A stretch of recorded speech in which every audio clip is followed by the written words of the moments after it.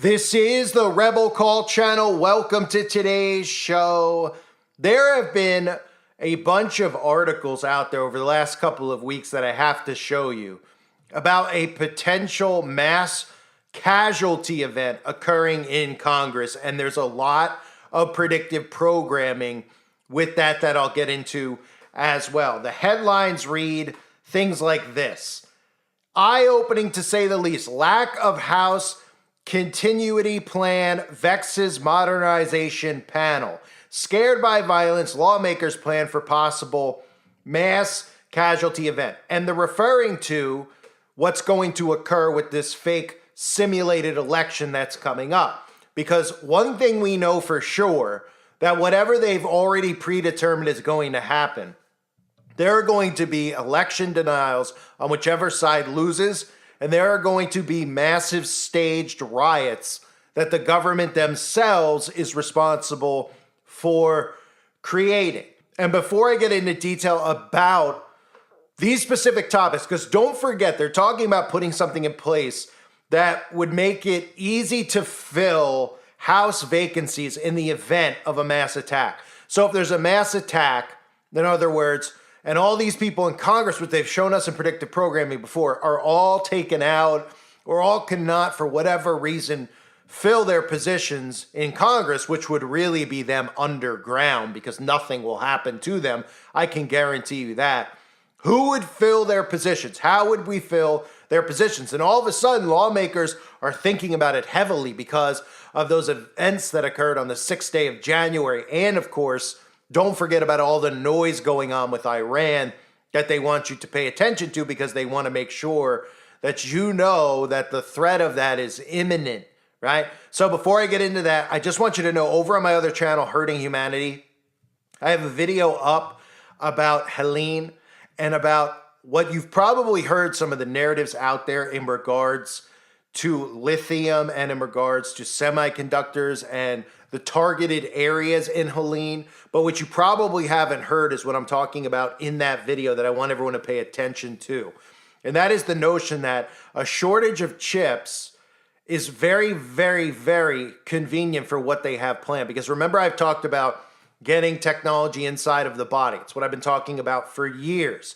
The transition hasn't occurred yet where they begin convincing people that humans are indeed semiconductors and can be used like a cell phone if need be. Kind of like that scene from The Matrix where they show you the battery. Well, they're talking about semiconductors and the semiconductor industry getting hit hard because of this hurricane. In fact, there may be a massive global shortage of chips.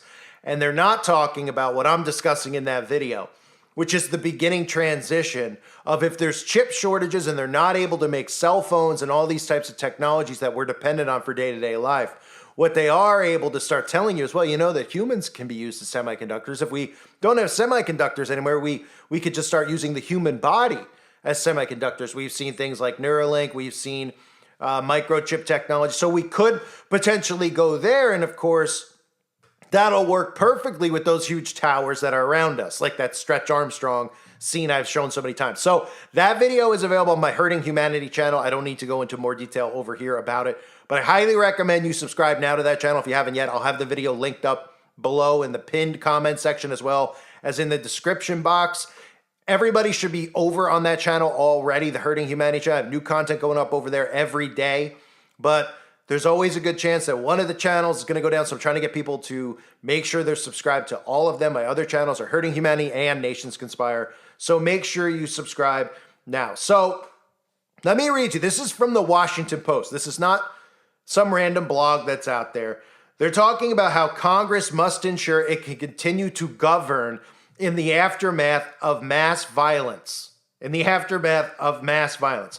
So they say, imagine the unthinkable, a mass shooting of Congress that leaves a large swath of the country unrepresented and shifts the balance of power in Washington. In the current political environment, such an outbreak of violence is not as unthinkable as it used to be. Of course not, because the government is creating psyops, psychological operations on a day-to-day basis on the citizens of the United States of America. So they say in the current political environment, It is not unthinkable as it used to be. According to a bipartisan collection of House members, the attempted assassination of members at a congressional baseball team practice in 2017, the government-created event on the 6th day of January back in 2021, a dramatic spike in threats against Congress members, and recently a possible second attempt on Donald Trump's life highlight the need for Congress to ensure it can continue to govern in the aftermath of mass violence. Now, these articles have all come out in the last month or so, but they've all come out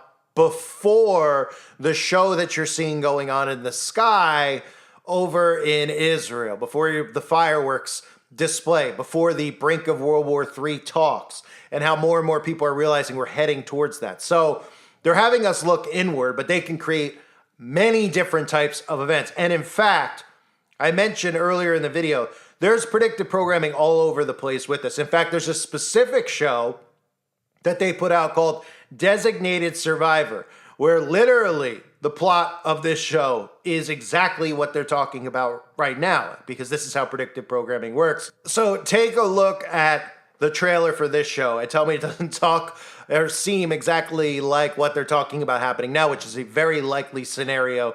To again, remember, the goal of the globalists is to bring America to its knees. They have to create massive, massive events in order to take America down. Hello? Hi, Daddy. There are times when we make history, and there are times when history makes us. It's weird. Yeah, ours just went black too. Mr. Secretary, you need to put the phone down. Please check your bag. Capitol's been attacked. Congress, Cabinet. Eagle is gone. You are now the president of the United States. It's the most devastating attack on our country since 9/11. Guy's never been elected to anything. Maybe he'll realize he has no business running the country. We're in a state of war. What the hell am I doing here?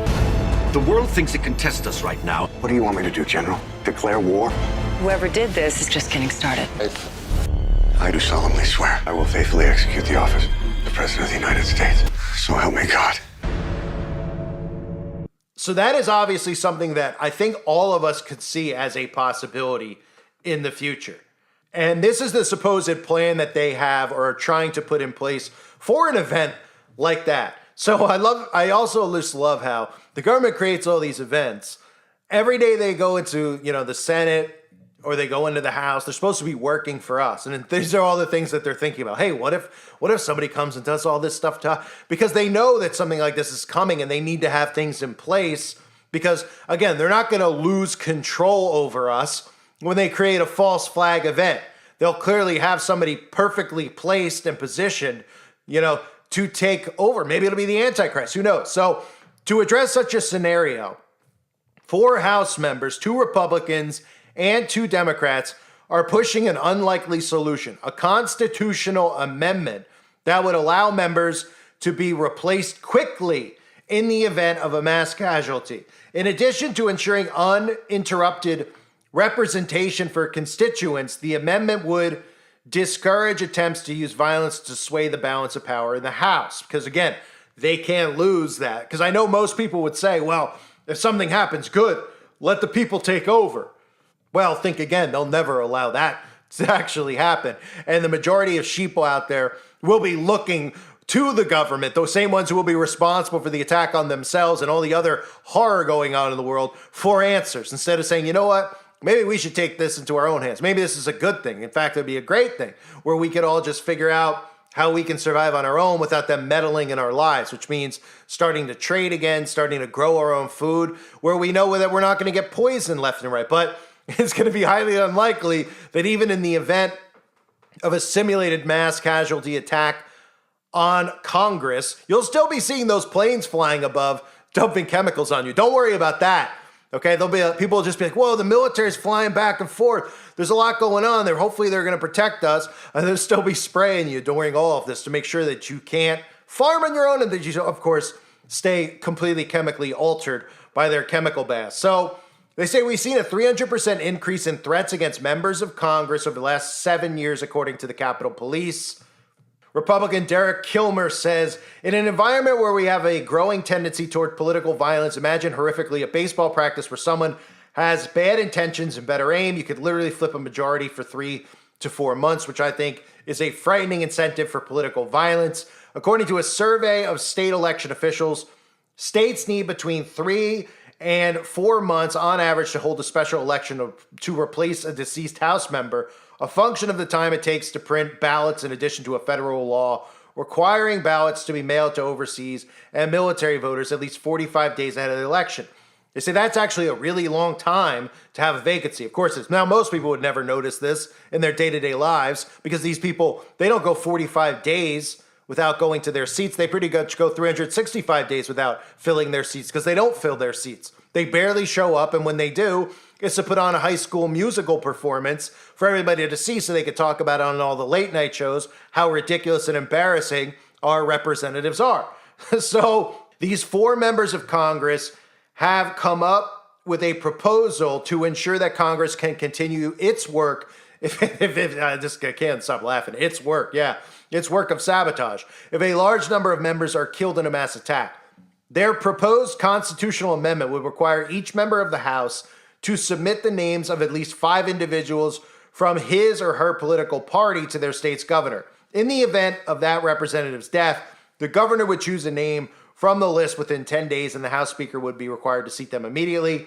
The plan would also deny a would-be assassin the power to flip control of the House from one party to another. The interim appointee would serve only until a special election could take place. The Constitution requires all House vacancies to be filled by election rather than with an interim appointment. It does not impose the same standard of the Senate, where states may choose to fill vacancies with a temporary appointment until a special election can take place.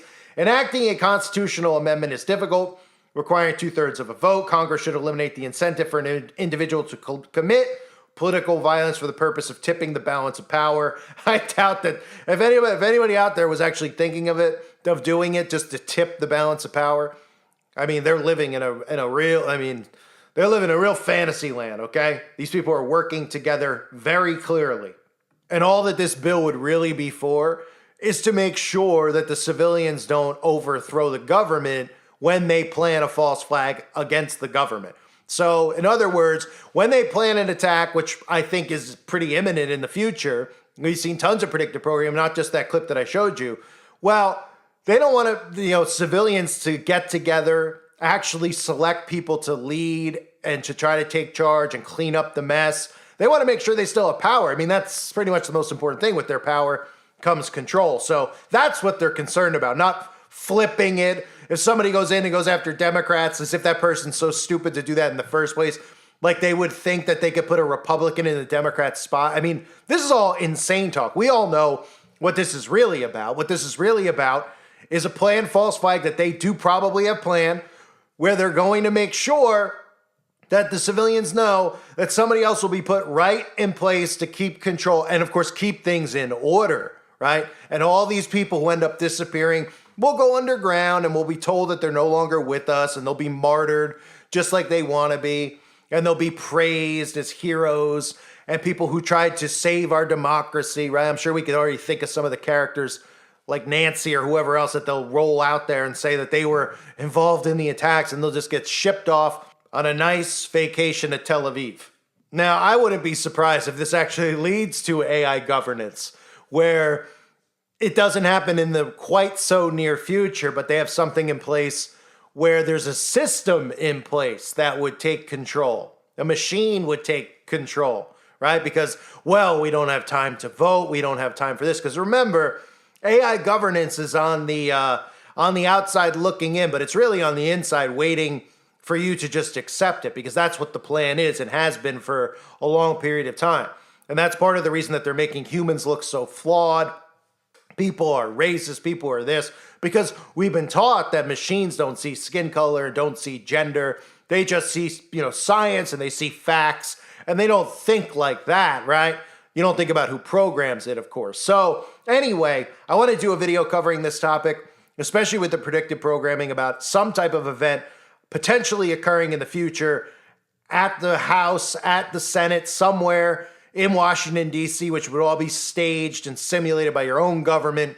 Everybody would obviously be safe, but it would cause mass amounts of chaos. And don't forget, there's imminent false flags on U.S. soil coming the closer we get to World War III, because it has to happen for America, and specifically the civilians in America, to make sure that they get invested in a war, because they need you emotionally invested in these things.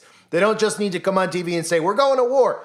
They want you emotionally invested the same way they've gotten people emotionally invested in voting.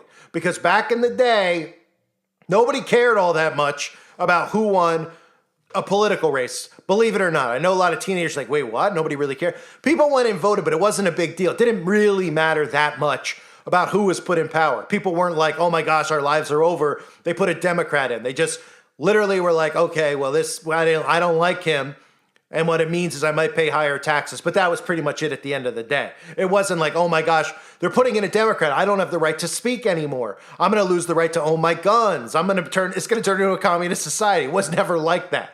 So they've got people so emotionally invested in this deliberately because you have to engage in their game in order for it to all work. I thank everybody for being here. Reminder again, make sure you sub to that Hurting Humanity channel so you can check out that video I did on everything with Hurricane Helene and all my other new videos that go up over there as well. Thanks again, everybody. God bless all of you as always and your families.